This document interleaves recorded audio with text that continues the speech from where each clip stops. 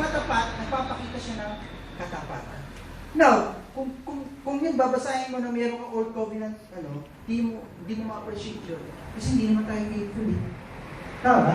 Pag ang mind mo, old covenant, hindi mo ma-appreciate yun. Kasi bakit? Palpak tayo guys eh. Di ba? Pero pag ang thinking mo, new covenant, magpapasalamat ka. Bakit? Kasi yung katapatan mo, yun yung katapatan ni Kristo. Di ba? Di ba si Kristo tapat? Kaya sabi nila, I have come not to abolish the law, but to fulfill the law. Ba niya fulfill yung law? Para sa inyo, para sa akin.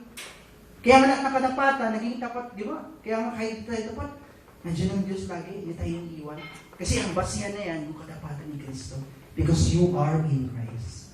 Amen ba mga kapatid? Lapan natin ang Panginoon. Glory to God! Number 2, why do we approach the throne of God? Number 1, to obtain mercy.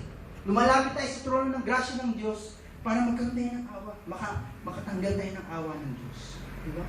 Napakasarap isipin na lagi yung tinatanggap yung awa ng Diyos. Yung mercy ng Diyos. At sabi nga rito, yung awa ng Diyos, hindi lang to yung emotion or feeling. No. Yung awa niya may action. Kaya nga He sent His Son. Binigay niya yung best para sa iyo.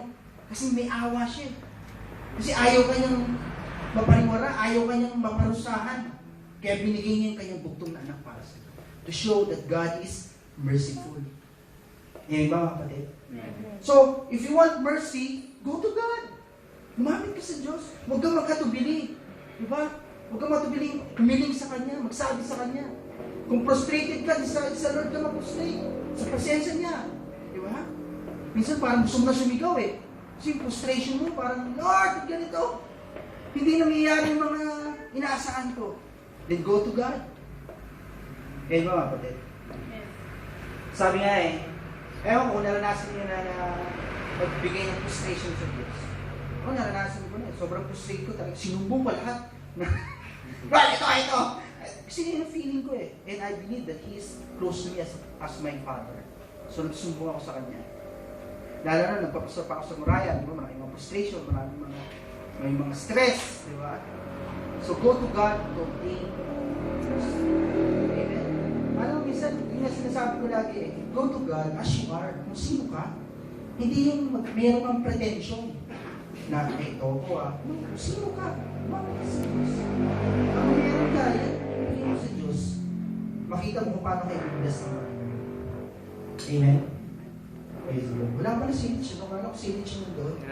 Si Rexter pala yun. So, to obtain mercy. Okay? Number 2, find grace. To obtain grace. Ano yung grace? Unmerited favor, enabling power. Gusto ba yung sabihin ng grace? Kaya nga, kung meron kang mga hinihiling, Lord, kulang ako sa ganito, ask for grace. Lord, let your grace pour mo sa akin. Kasi enabling power yun eh. Diba? Yung mga sabi ni Pablo, sa weaknesses, His grace is sufficient. Diba? Yan, nag-apply ka ng trabaho. Kailangan mo ng grasya ng Diyos. Kailangan mo ng biyaya ng Diyos. Kailangan mo ng pabor ng Diyos. Believe sabihin mo, 500 kayo nag-a-apply. Kailangan mo ng pabor ng Diyos para makuha ka. Di ba? Parang si Kuya Ray, gusto niyo makapunta ng Canada. It's the favor of the Lord, the grace of God. Para sabi niya, opportunities ay dumating. Tama ba? And ma-obtain natin yan, mag-grow ng grace. Lumapit tayo sa atin. Lord, ito ang mga kailangan ko. Lord, ito yung mga pinapadalangin ko sa iyo. You can come to God. Siguro nagtatanong kayo, kung, di ba nakabasa natin, sabi ni Lord, hindi mo ko binabanggit ang kailangan mo, alam ko na yung pangailangan. Nabasa mo sa Bible. Di ba? Sabi ka, hindi mo pa binabanggit, alam mo na. Mayroong question, Lord, kung alam mo na, bakit kailangan mag-pray? Tama. Tama, di ba? Kasi sabi nun, alam na lahat yung pangailangan mo. Lord, kung alam mo lahat, kailangan mo mag-pray. Kailangan natin lumapit sa Kanya para malaman niya talaga yung pangailangan natin. Kasi nga, gusto ng Panginoon, alam mo bakit? Kailan natin mag-pray? Ba't gusto ng Diyos na sabihin mo? Kasi nga, He wants relationship. He value relationship.